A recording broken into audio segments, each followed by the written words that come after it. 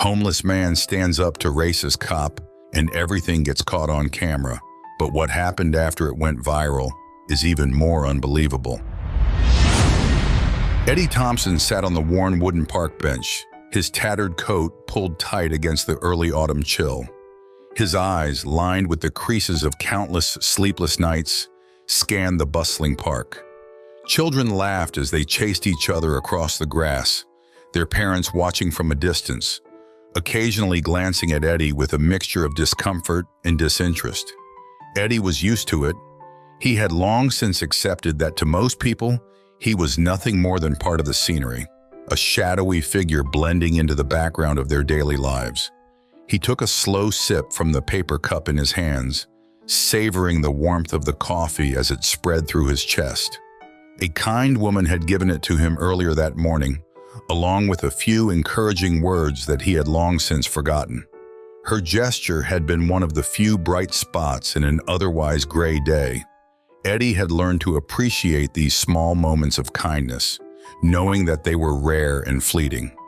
He had learned to find comfort in the things most people took for granted: the warmth of the sun on his face, the rustle of leaves in the wind, the feel of solid earth beneath his feet.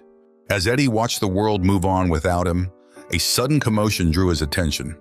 Across the park, near the entrance, he noticed a young black man standing stiffly as a police officer confronted him. The officer, a tall, broad-shouldered man with a scowl permanently etched on his face, was leaning in close to the young man, his voice loud and aggressive. Eddie couldn't hear what was being said, but he could see the tension in the young man's posture, the way his shoulders were hunched and his hands clenched into fists at his sides. Eddie's heart began to pound in his chest, a familiar sense of dread creeping over him. He had seen this kind of situation play out before, too many times to count. The young man was trying to stay calm, trying to avoid escalating the situation, but the officer was pushing him, pressing him, as if trying to provoke a reaction. Eddie knew he should stay out of it, knew that getting involved could only bring trouble. But something inside him, something he couldn't quite explain, compelled him to his feet. His worn boots scuffed against the pavement as he approached the scene, his mind racing with 1,000 thoughts. What was he going to do? What could he do? He was just a homeless man, a nobody. But as he got closer, he could see the fear in the young man's eyes, could feel the weight of the moment pressing down on him. Eddie knew that he couldn't just walk away, not this time. He had been invisible for so long, but now, in this moment, he had to stand up, had to do something. "Hey, officer," Eddie called out, his voice rough from years of disuse. The words felt strange in his mouth, like they belonged to someone else. The officer turned toward him, surprise flickering in his eyes before they hardened into a glare. Eddie could feel the weight of the man's gaze, could feel the eyes of everyone in the park suddenly on him. But he didn't back down. "What's going on here?" Eddie asked, trying to keep his voice steady. The officer's lips curled into a sneer. "This doesn't concern you, old man," he snapped, his tone dripping with contempt. "Move along." Eddie swallowed hard, his heart pounding so loudly he was sure the officer could hear it. But he stood his ground. "It does concern me," he said, his voice stronger now, more certain. "I've seen too many people get pushed around for no reason. Just let the kid go." For a moment, the officer just stared at Eddie, as if he couldn't quite believe what he was hearing. The young man shifted uncomfortably, glancing between Eddie and the officer, clearly unsure of what to do. The tension in the air was palpable, thick enough to cut with a knife. Eddie could feel it pressing down on him, could feel the eyes of everyone in the park watching, waiting to see what would happen next. The officer, a towering figure with a chest that seemed to puff out with every word, loomed over Jamal, his voice sharp and cutting as he accused him of loitering. "I'm just waiting for my friend," Jamal said, his voice steady but tinged with an unmistakable undercurrent of fear. He held his hands up slightly, palms open, as if to show he meant no harm. The officer wasn't buying it. His eyes narrowed, and he took a step closer, the gap between them shrinking to a mere few inches. Eddie could feel the tension in the air thickening, the officer's aggression almost tangible. The years on the streets had taught him that fear was a constant companion, but it could also be a powerful motivator. Jamal didn't deserve this treatment, and Eddie couldn't stand by and let it happen. Summoning every ounce of courage, he walked up to the pair, his voice firm as he called out, "Is there a problem here, officer?" The officer's head snapped toward Eddie, his eyes narrowing into slits as he sized up the newcomer. "This doesn't concern you, old man," he spat, his tone laced with irritation. But Eddie wasn't backing down. He could see the fear in Jamal's eyes, could feel the oppressive weight of the officer's authority bearing down on them both. Eddie had nothing to lose. His life was already at rock bottom. But maybe, just maybe, he could help Jamal avoid a fate that had claimed so many others. "Actually, it does concern me," Eddie replied, his voice steady, despite the tremor he felt inside.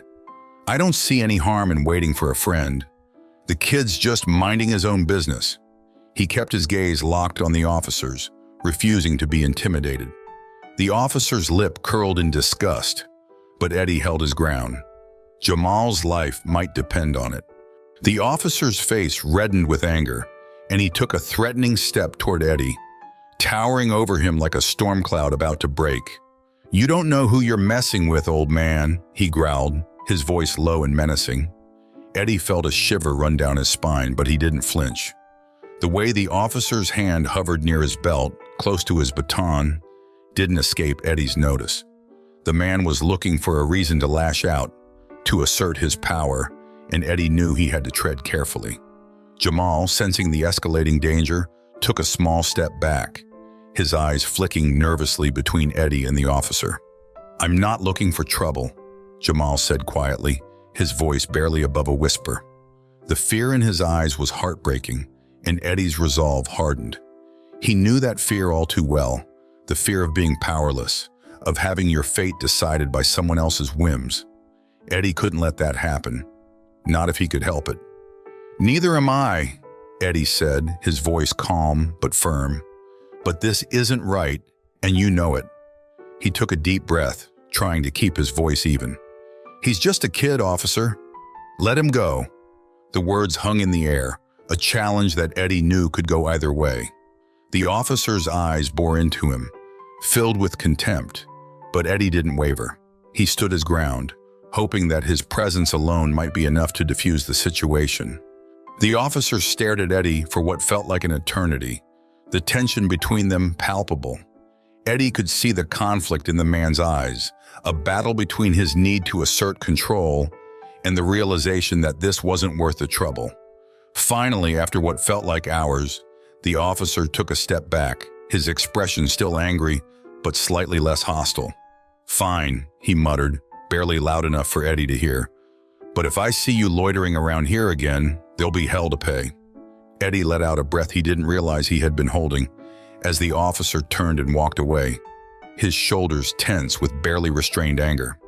Jamal stood frozen for a moment, disbelief written all over his face before he turned to Eddie, gratitude and relief flooding his eyes. "Thank you," Jamal said softly, his voice shaking. Eddie gave a small nod, his heart still racing, but a sense of quiet satisfaction settling over him. For once, he had made a difference.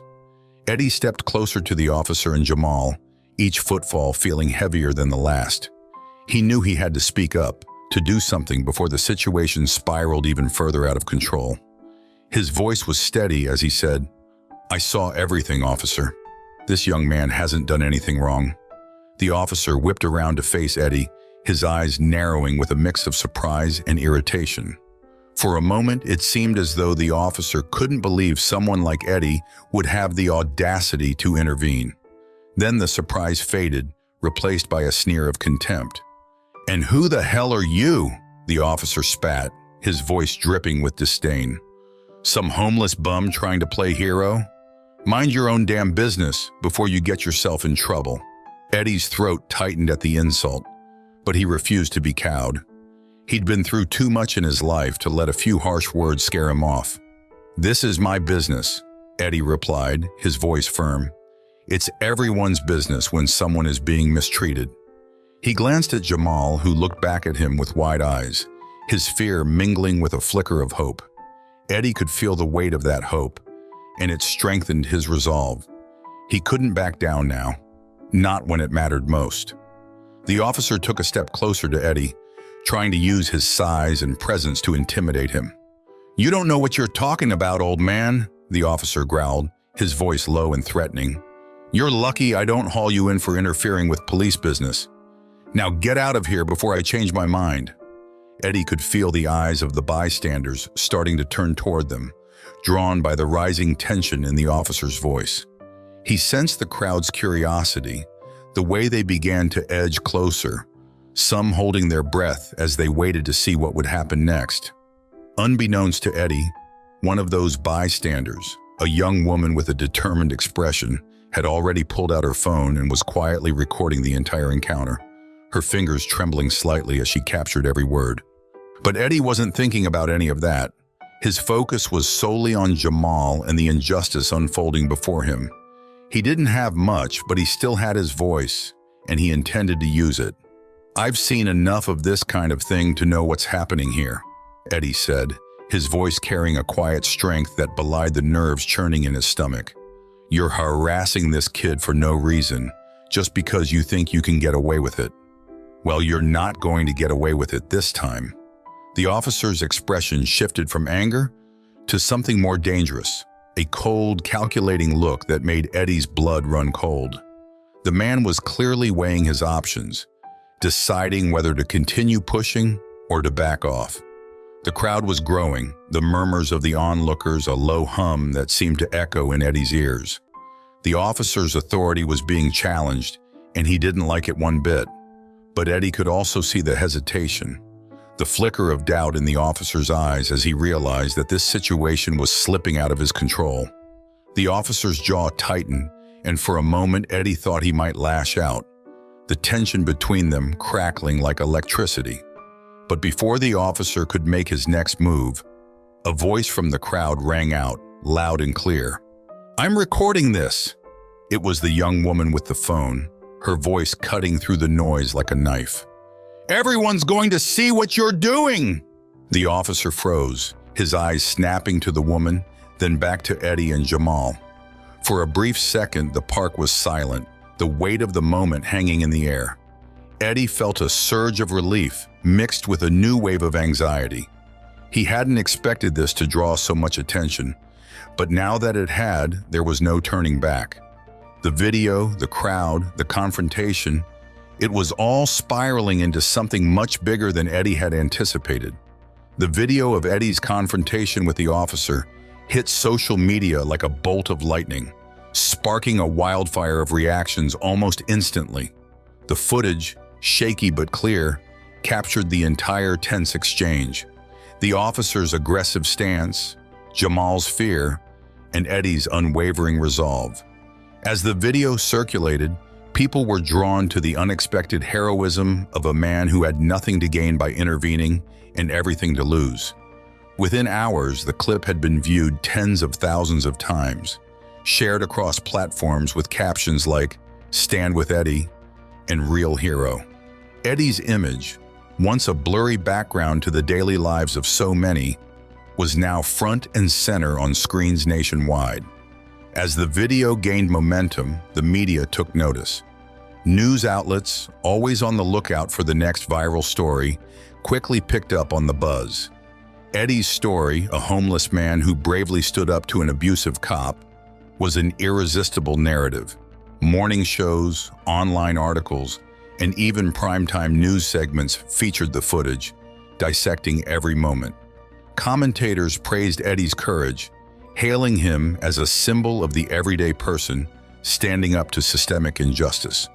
For a man who had spent years being ignored, Eddie now found himself at the heart of a conversation much larger than himself. But the attention wasn't all positive. Along with the admiration, there came a wave of scrutiny. Critics emerged, questioning Eddie's motives and the authenticity of the video. Some suggested that the entire incident was staged, part of some elaborate scheme to make the police look bad. Others dredged up Eddie's past, details of his fall from grace, the factory closure, the personal tragedies that had led him to the streets. They painted a picture of a man who was far from perfect, hoping to diminish the impact of his actions by highlighting his flaws. For every person who saw Eddie as a hero, there seemed to be another ready to tear him down. Eddie, meanwhile, was struggling to comprehend the whirlwind that had become his life. One moment, he was just another invisible face in the crowd. The next, he was being chased by reporters and hailed by strangers on the street. People recognized him as they passed, offering thanks, shaking his hand, or simply giving him a thumbs up. It was a surreal experience for someone who had become accustomed to being overlooked, treated as if he didn't exist.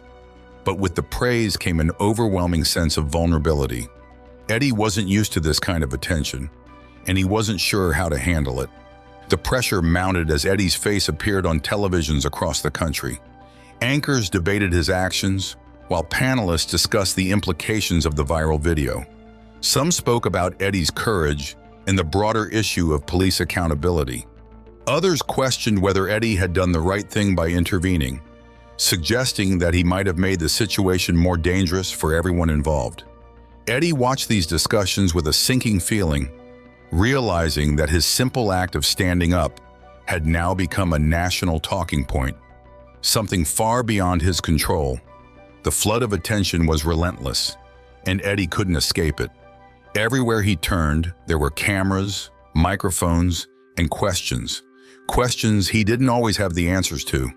His life, once defined by solitude and anonymity, was now an open book for the world to read. The weight of it all began to press down on him, bringing with it a deep sense of unease. He had acted on impulse, driven by a sense of justice, but now he was caught up in something much bigger, something that felt far beyond his grasp. As the days passed, Eddie found himself retreating from the chaos, seeking solace in the few places that still felt familiar to him. The park, once a refuge, now felt like a stage, and he couldn't escape the feeling that everyone was watching, waiting for him to make his next move. The praise, the criticism, the constant attention, it was all too much for a man who had spent so long living on the fringes. Eddie had wanted to do the right thing, to help someone in need, but now he found himself wondering whether he had done more harm than good by stepping into the spotlight. Eddie sat on a bench in a quieter corner of the park, the familiar hum of the city surrounding him like a protective cocoon. The frenzy of the past few days had left him feeling dazed, as if he were drifting through someone else's life. Reporters seemed to materialize out of nowhere, their questions firing off in rapid succession, each one more probing than the last. Eddie, how does it feel to be a hero? What message do you have for the community? Do you think the police should be held accountable? They all wanted a piece of him, a soundbite they could turn into a headline. But Eddie didn't have the answers they were looking for. He hadn't done what he did to become a symbol. He just wanted to help. The attention was suffocating. Every time he turned a corner, there was someone waiting, a microphone in hand or a camera trained on his face. Well-meaning strangers approached him with offers of money, food, and places to stay. A local activist group had even invited him to speak at their next rally, their eyes gleaming with the promise of what his presence could bring. But Eddie felt uneasy, unsure of their intentions.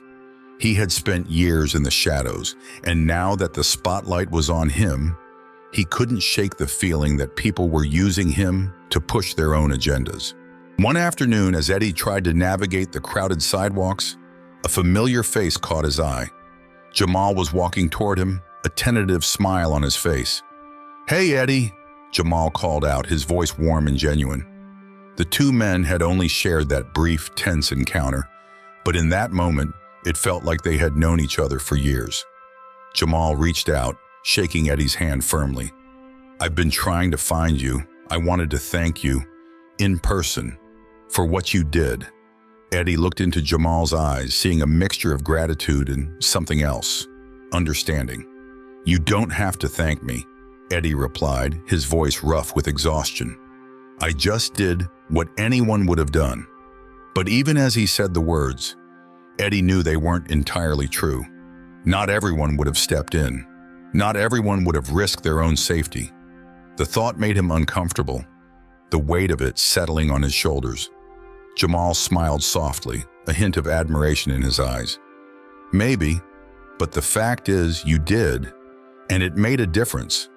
Not just for me, but for a lot of people." He paused, glancing around at the people passing by, some of whom were clearly recognizing Eddie and whispering among themselves. "This whole thing, it's bigger than you and me now." Eddie nodded slowly, trying to wrap his mind around the idea. He had spent so long being invisible that he didn't know how to handle being seen, let alone being looked up to. "I'm just a guy who's trying to get by," he said quietly, almost as if he were trying to convince himself. "I'm not a hero." Jamal sat down beside him, the two men sharing a moment of quiet in the midst of the city's chaos. "You might not think you're a hero, Eddie," Jamal said after a while, his tone thoughtful, "but a lot of people see you as one.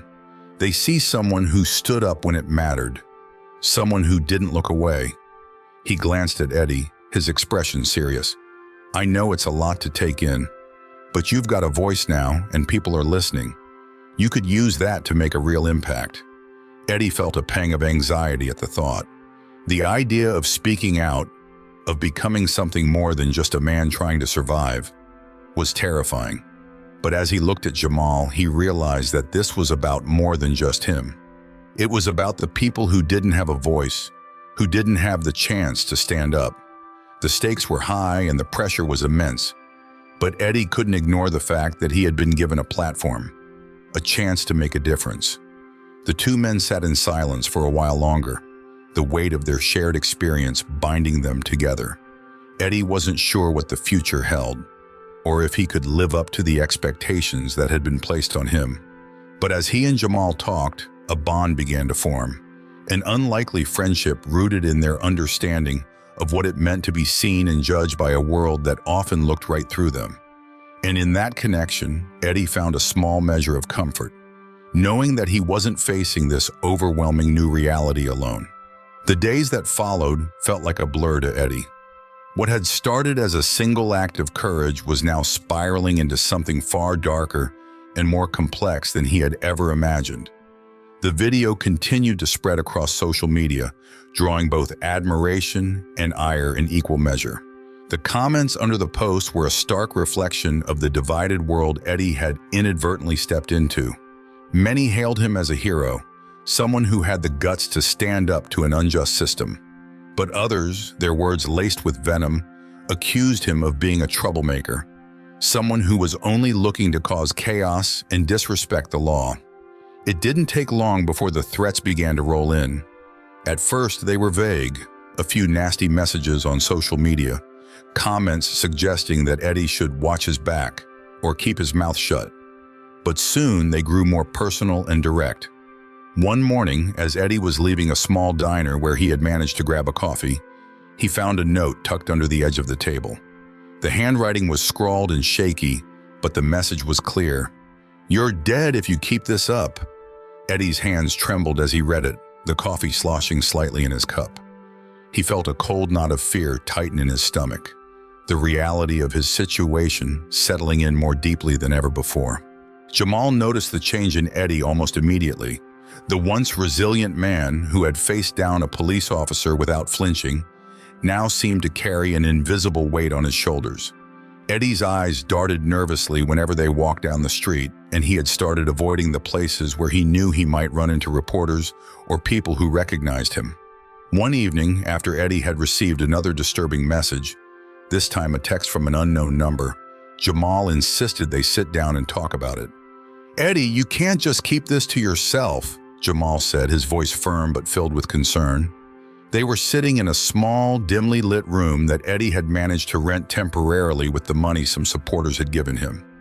The walls were bare, and the single window looked out onto a narrow alley. It wasn't much, but it was a place where Eddie could find some semblance of peace, even if just for a moment. "I don't want to drag you into this mess," Eddie replied, rubbing a hand over his tired face. The lines around his eyes seemed deeper now, the strain of the past few days etched into his skin. "It's bad enough that I've brought all this trouble on myself. You shouldn't have to deal with it too."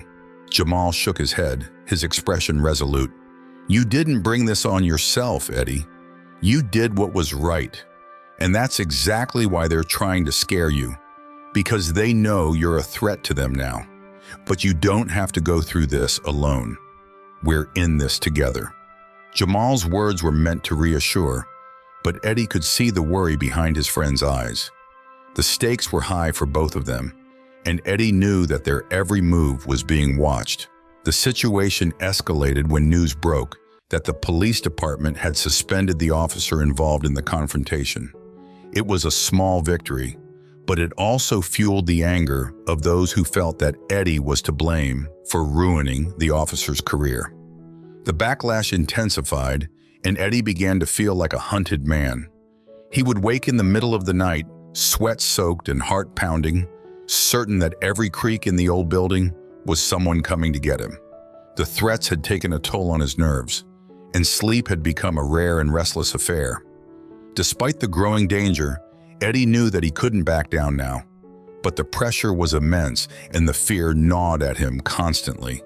He couldn't shake the feeling that every time he stepped outside, he was being watched, judged, and targeted. Jamal had taken to staying close, refusing to leave Eddie's side even when it meant putting himself at risk. The bond they had formed in the days after the incident was now a lifeline for both of them. But it was also a reminder of how fragile their situation had become. Eddie found himself trapped in a grim paradox. He had stood up to protect someone else, but now he was the one in need of protection. The system he had exposed was closing in on him, its reach extending into every corner of his life. He had become a symbol, but symbols were easy to attack, and the people who had sent him those threats were determined to silence him by any means necessary. The price of doing what was right had never felt so high, and as the danger continued to grow, Eddie couldn't help but wonder if he had the strength to keep paying it. The scrutiny of Eddie's life intensified as the media continued to dig deeper into his past. It didn't take long for the headlines to shift from lauding his courage to dissecting his troubled history. Old stories about his struggles with alcoholism and the devastating loss of his family were dragged into the spotlight, turning his life into a public spectacle. The articles painted a bleak picture, a man who had once had everything but lost it all, spiraling into addiction and despair. The narrative that had once celebrated Eddie's bravery now questioned his worthiness, casting him as a tragic figure whose past might discredit the movement he had unwittingly come to represent. Eddie couldn't escape the headlines. Everywhere he turned, there were reminders of the man he used to be, of the mistakes he had made. He hadn't been perfect. Far from it. The loss of his family, his descent into alcoholism, the years he had spent numbing the pain with drink.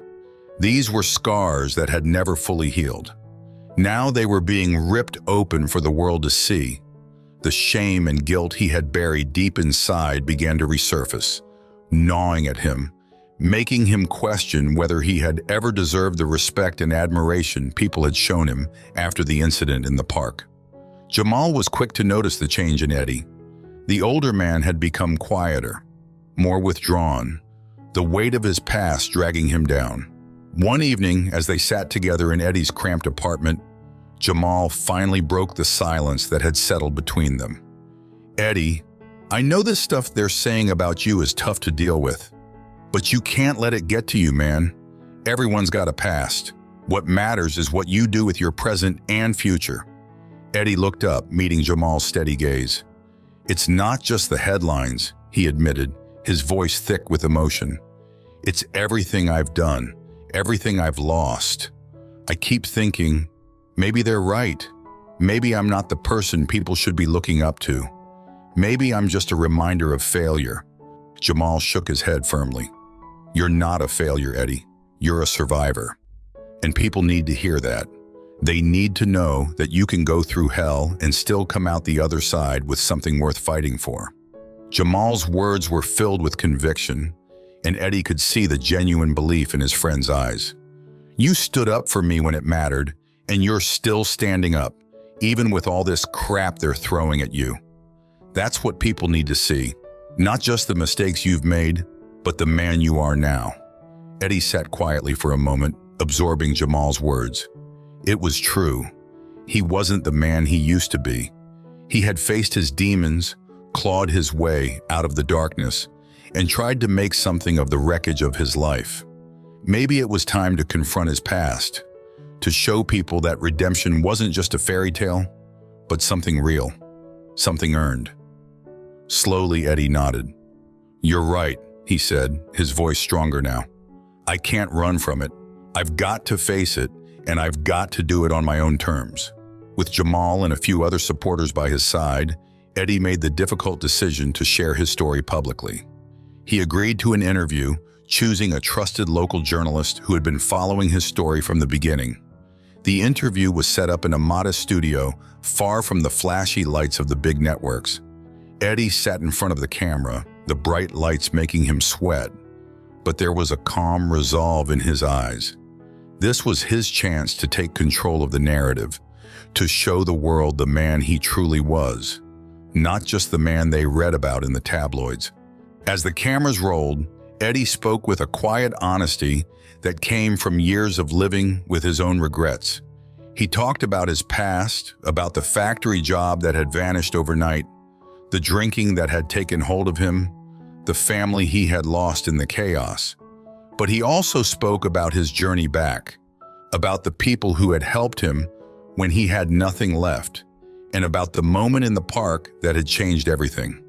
"I've made my share of mistakes," Eddie said, his voice steady despite the emotion in his eyes.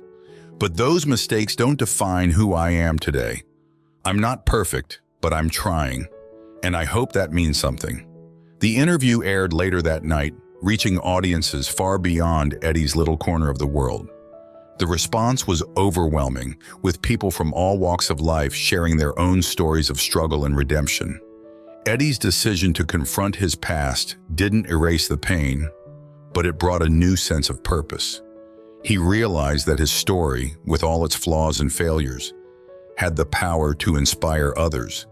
And in that realization, Eddie found the strength to keep moving forward, no matter what challenges lay ahead. The days leading up to the rally were a whirlwind for Eddie. The invitation had come from one of the prominent activist groups in the city, and it felt both exhilarating and terrifying. The idea of speaking in front of a massive crowd, of baring his soul to thousands of people, was enough to make his stomach twist with nerves. Yet Eddie knew this was a moment he couldn't back away from. The threats, the scrutiny, the fear, it all paled in comparison to the importance of what this rally represented. It was a chance to speak out against the injustices he had witnessed firsthand, and Eddie knew he had to rise to the occasion. Jamal was by his side every step of the way, helping him prepare for the speech. They spent hours huddled in Eddie's small apartment, papers spread across the table, notes scribbled in the margins as they worked through what Eddie would say. "You've got this, Eddie," Jamal encouraged, his voice steady and reassuring. "Just speak from the heart. Tell them what you've been through, why you stood up that day. People need to hear your story." Jamal's belief in him was unwavering, and it gave Eddie the strength to push through his doubts. As they prepared, Eddie found himself reflecting on the journey that had brought him here. He thought about the years spent on the streets, the feeling of being invisible, of being pushed aside by a society that saw him as nothing more than a statistic. But he also thought about the moment in the park, the decision to step forward when it would have been easier to stay silent. "I never thought I'd be here," Eddie admitted one night, his voice quiet as he looked at Jamal. "I just wanted to do the right thing. Now it feels like I'm carrying the weight of so many people's hopes. It's a lot." Jamal nodded, understanding the gravity of what Eddie was saying. "It is a lot," he agreed, "but you're not carrying it alone. We're all in this together, and that's what makes it powerful. This isn't just about you or me. It's about everyone who's ever been mistreated or ignored. Your voice matters, Eddie, and when you speak up, you're speaking for all of us. The day of the rally arrived, and Eddie could hardly believe the size of the crowd. Thousands of people had gathered, filling the city square with a sea of faces, all united in their demand for justice. The energy was electric, a mix of anger, hope, and determination that thrummed through the air. Banners waved, and voices chanted slogans that echoed through the streets. Eddie stood backstage, his heart pounding in his chest as he waited for his turn to speak. He could see the podium from where he stood, the microphone waiting, and the thought of stepping up to it made his hands shake. When the moment came, Eddie took a deep breath and walked out to the stage. The crowd quieted as he approached the microphone, all eyes on him. For a moment, the enormity of it all threatened to overwhelm him, but then he caught sight of Jamal, standing at the edge of the stage, nodding in silent encouragement. Eddie steadied himself, grasping the edges of the podium as he looked out over the crowd. "I'm not used to speaking in front of so many people," he began, his voice wavering slightly before he found his footing. "But I'm here today because I know what it's like to be ignored, to be treated as if you don't matter. And I know what it's like to see someone else being treated the same way and to feel like you have to do something about it." Eddie's words flowed more easily as he spoke from the heart, sharing his story, his struggles, his mistakes, and the moment that changed everything. He talked about the importance of standing up, even when it's hard, even when you're scared. "I'm not a perfect man," Eddie admitted, his voice carrying across the square. "I've made more mistakes than I can count. But that day in the park, I realized that we can't just look away when we see something wrong. We have to stand up and say, 'Enough,' because if we don't, who will?" The crowd responded with a wave of applause, the sound washing over Eddie like a tide of support. He could feel the connection with the people in front of him, a shared understanding that went beyond words. As he finished his speech, the applause grew louder, turning into a chant that filled the square. Eddie stepped back from the microphone, his heart swelling with a sense of solidarity and hope. He had done it, he had stood up, and people had listened. But even as the rally ended peacefully, the reality of the ongoing struggle weighed heavily on Eddie's mind. The fight was far from over. There were still threats, still forces at play that sought to silence voices like his. Yet, as Eddie left the stage, he felt a renewed sense of purpose. He knew that the road ahead would be difficult, but he also knew that he wasn't alone. The rally had shown him the power of collective action, and with Jamal and countless others by his side, Eddie was ready to keep fighting, no matter what came next. The rally had been a powerful moment, a surge of unity and hope that seemed to promise change. But in the days that followed, the backlash against Eddie intensified, turning that hope into something darker and more foreboding. The threats, which had once been veiled and sporadic, now became direct and chilling. Eddie couldn't leave his apartment without feeling eyes on him, couldn't walk down the street without a sense of impending danger. Anonymous calls came at all hours, some laced with hatred, others filled with explicit warnings to back off or face dire consequences. The police presence in his life, once a distant concern, now loomed large, suffocating.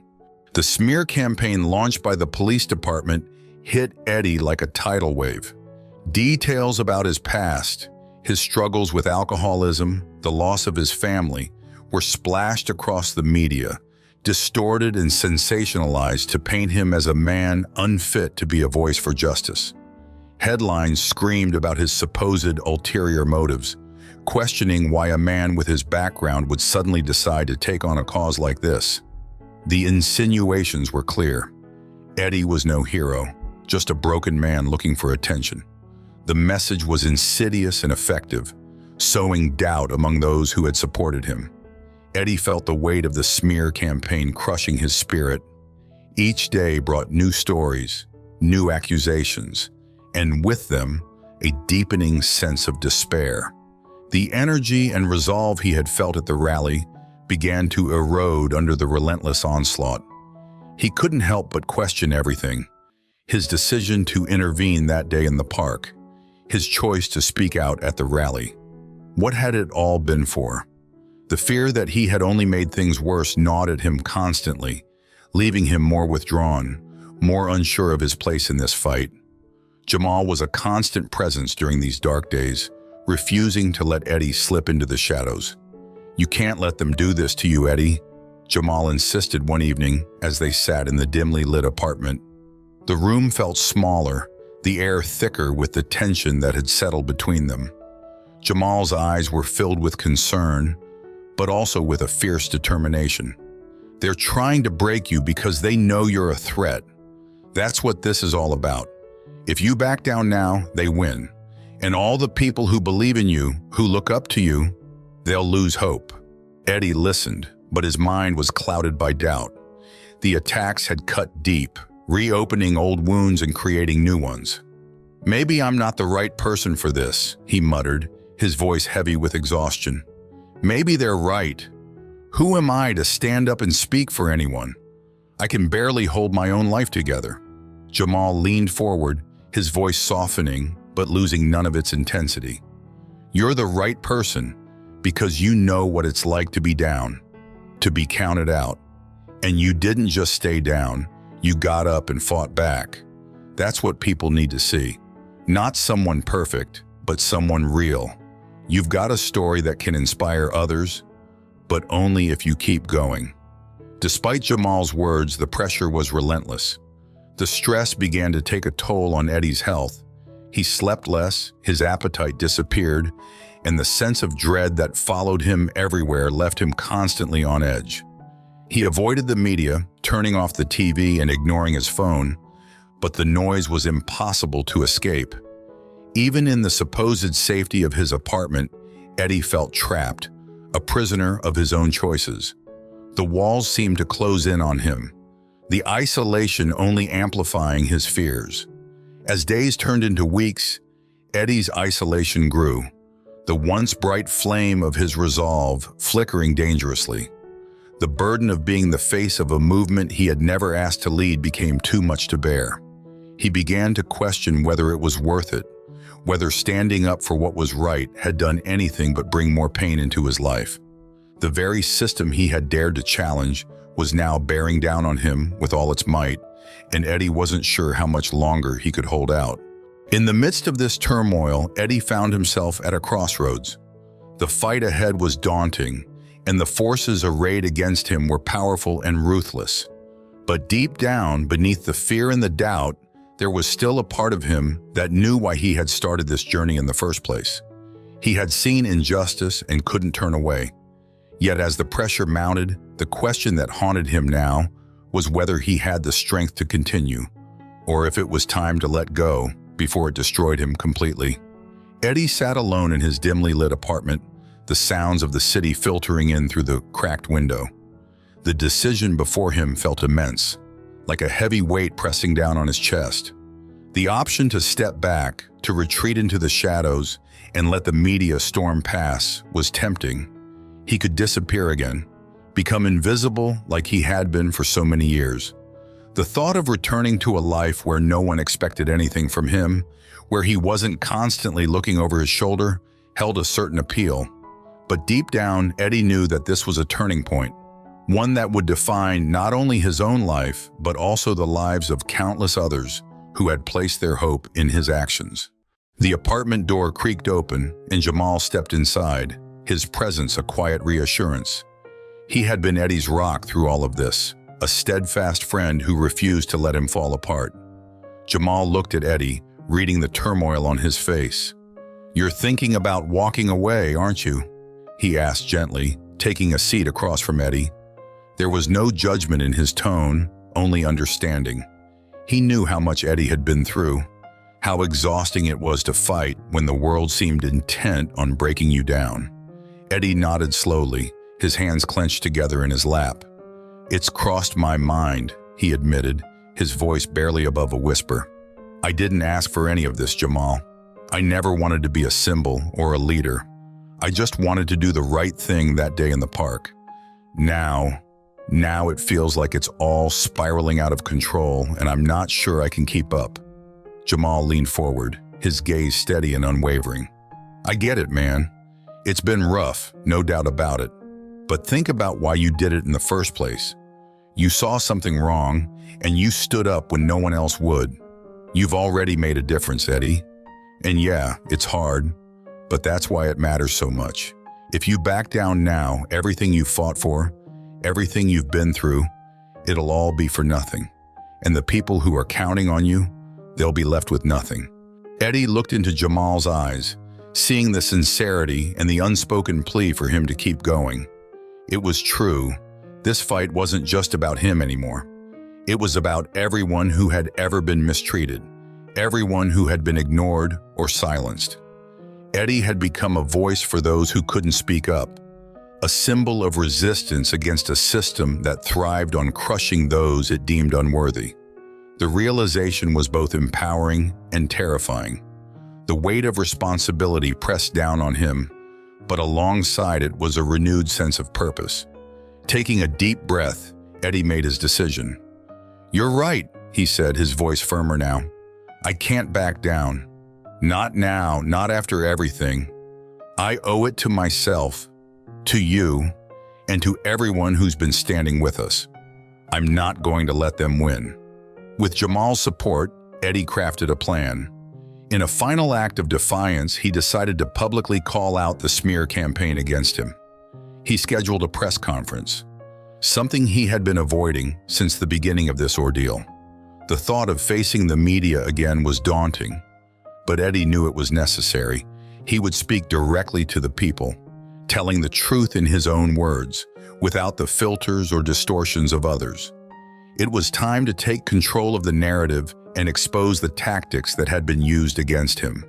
The day of the press conference arrived, and the room was packed with reporters, cameras flashing as Eddie stepped up to the podium.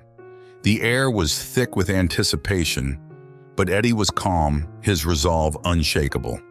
He looked out at the sea of faces, some skeptical, others supportive, and began to speak. "I've been through hell these past few weeks," he started, his voice steady. "They've dug up every mistake I've ever made, tried to paint me as someone unworthy of standing up for what's right. But I'm here to tell you that those mistakes, that past, it doesn't define who I am today. And it sure as hell doesn't mean I'm going to stop fighting." Eddie went on to expose the smear campaign, laying bare the tactics used to discredit him and silence the movement. He spoke with a passion that resonated with the audience, his words cutting through the noise and reaching the hearts of those who listened. As he finished, there was a moment of silence and then a wave of applause. It wasn't just for Eddie, it was for the truth he had spoken, for the courage he had shown in standing up against overwhelming odds. In the days that followed, the tide began to turn. The community rallied around Eddie, their support growing stronger. Even some media outlets that had previously questioned him started to shift their stance, investigating the police department's actions and the forces behind the smear campaign. Eddie's story became more than just a headline. It became a symbol of resilience, a testament to the power of standing up, even when the odds are stacked against you. Eddie knew the fight was far from over, but he was no longer afraid. He had faced the darkness, and he had come out on the other side stronger, more determined than ever. The journey ahead would be long and difficult, but Eddie was ready to walk that path. Not just for himself, but for everyone who had ever been told they didn't matter. Everyone who had ever been beaten down by a world that refused to see them.